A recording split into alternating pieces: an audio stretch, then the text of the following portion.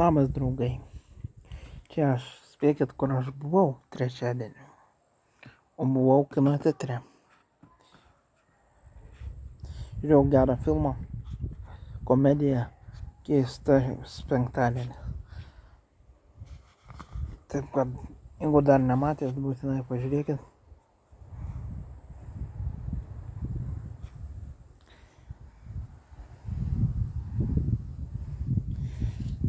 Ir neužmirškit prenumeruoti mano kanalą YouTube'ai suvedęs Arvydas Armauskas. Paspaudė prenumeruoti ir matai visus mano video, kuriuos aš įdedu. Šiandien taip pat įdėjau naują video. Šis pasirodys rytoj, rugpjūčio 30 dieną.